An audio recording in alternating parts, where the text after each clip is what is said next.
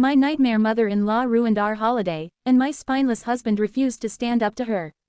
I endured their mistreatment for too long, but eventually, I snapped. I was ready for the perfect getaway, but instead, I found my mother-in-law at the airport, thanks to my deceitful husband. John and I had been planning our dream vacation abroad for months. I worked overtime, skipped dinners with friends, and saved every spare dollar. It was supposed to be just the two of us, but there was one major problem: my mother-in-law, Susan. She had never liked me and always found ways to undermine me, copying my outfits, criticizing everything I did, and making snide remarks at family gatherings. When she learned about our trip, she immediately started demanding to come along. I initially said no politely, but after she threw tantrums and threatened to disown John, he finally agreed it would just be the two of us. Fast forward to the airport. I was excited to go until I saw her with luggage. It turned out John had bought her a ticket behind my back. I was so upset that I couldn't even speak. I turned around, walked straight out, and went home. John followed me, yelling that I had ruined everything, and then called my family, who said I should have just gone along with it. When he came home an hour later, all hell broke loose. He yelled at me, saying it was pathetic and spiteful to ruin the trip at the last minute. I tried to defend myself, but he wouldn't stop.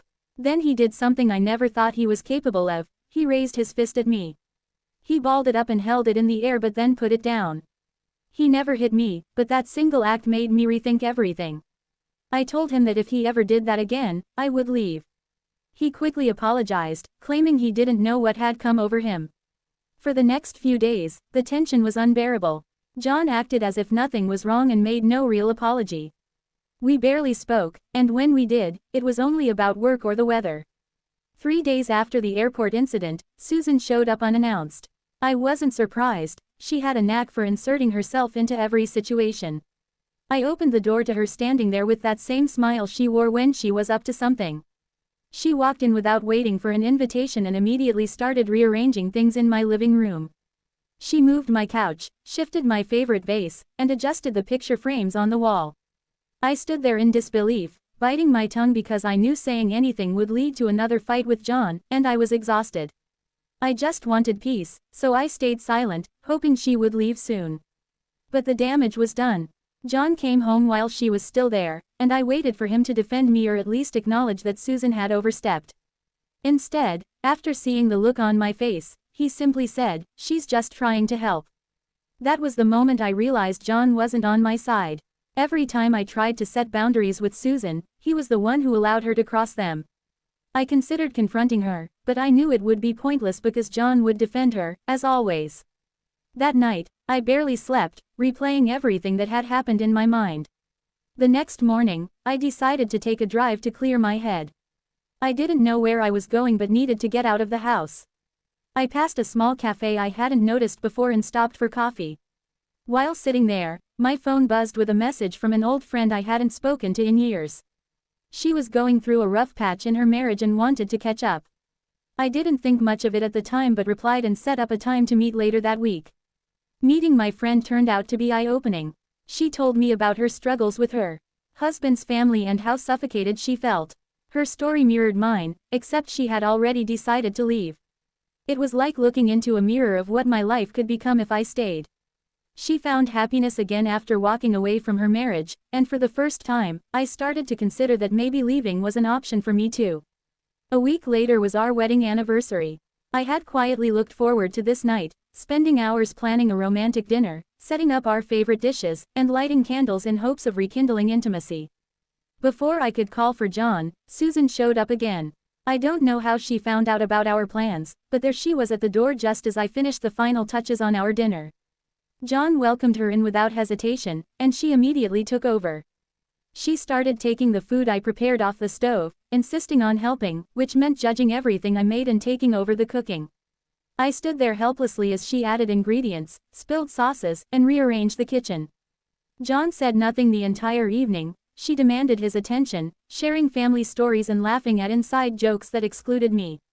I felt invisible. When I quietly mentioned to John that this was supposed to be our night, I expected him to understand that this wasn't okay.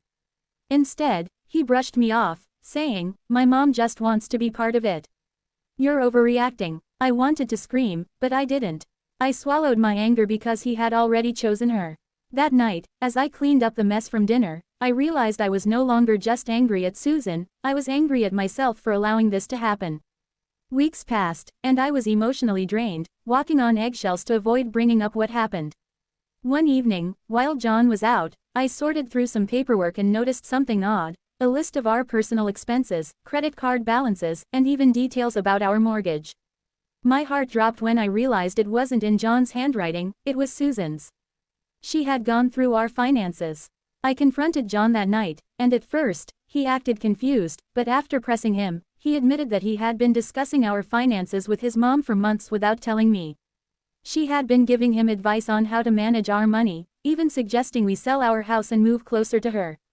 When I asked him why he thought that was okay, his response was the same tired excuse, she just wants to help. There's nothing wrong with discussing our future with her. That night, the silence felt heavier than ever. I lay awake staring at the ceiling. He didn't see anything wrong with what he had done. He didn't understand how deeply it hurt that he had let his mother into the most private parts of our life, and worse, he didn't care. The next day, Susan began making subtle comments, wielding the information she had gained from our finances.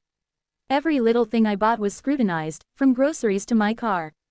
When I confronted John again about how he could let her do this, he brushed it off, claiming she was just concerned about our future and that he would try to talk to her if it bothered me.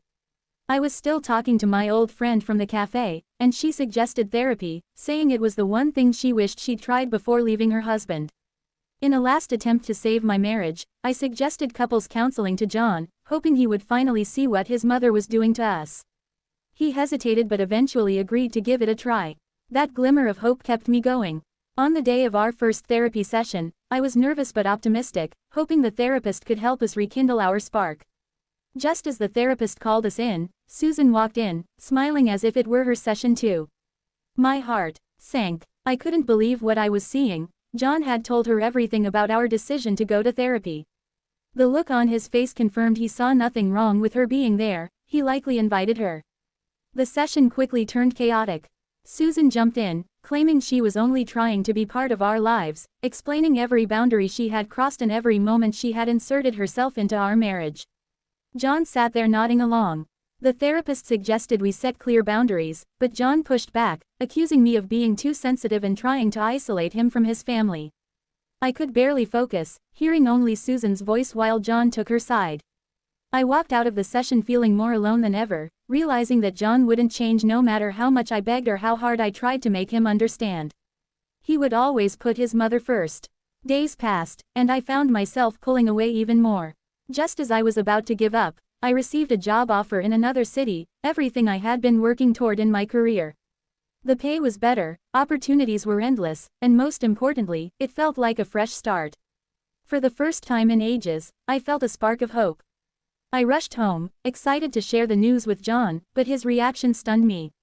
Instead of support, he shut it down, saying we couldn't move because his mom wouldn't approve and it was too far from family.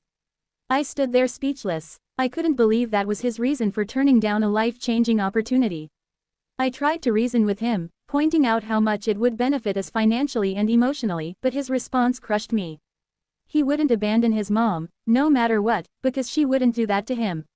In that moment, everything became crystal clear. I would always come second to Susan. That was the breaking point. I could no longer pretend. I decided to stop sacrificing my happiness and self-worth to stay in a marriage.